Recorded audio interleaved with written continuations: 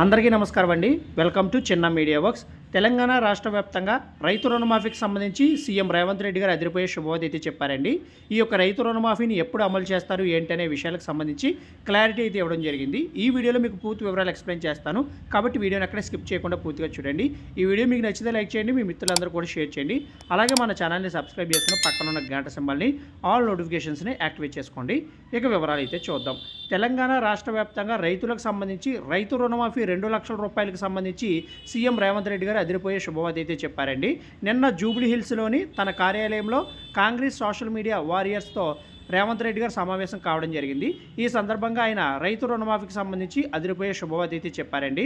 So Telangana రాష్ట్ర వ్యాప్తంగా రైతులకు రుణమాఫీ చేయకపోతే తమకు ఈ అధికారం ఎందుకని, తామున్నదే రైతుల కోసమని సీఎం రేవంత్ రెడ్డి గారు స్పష్టం చేశారు. రైతులు ఎవరో కాదని, వాళ్ళంతా తమ కుటుంబ సభ్యులేనని ఈ సందర్భంగా తెలియజేయడం జరిగింది.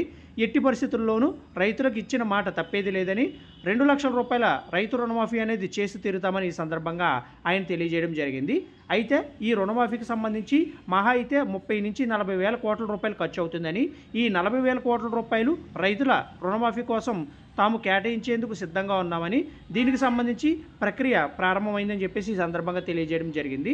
ఎట్టి పరిస్థితుల్లోనూ రాష్ట్ర వ్యాప్తంగా అర్హత కలిగినటువంటి రైతులు ఎవరు ఉన్నారో వారందరికీ కూడా 2 లక్షల రూపాయల వరకు రైతు రుణమాఫీ అనేది ఆగస్టు 15వ తేదీ లోపు పూర్తయ్యే విధంగా చర్యలు చేపడతామని ఈ సందర్భంగా సీఎం రేవంత్ రెడ్డి గారు అదిరిపోయే శుభవార్త అయితే చెప్పడం జరిగిందండి.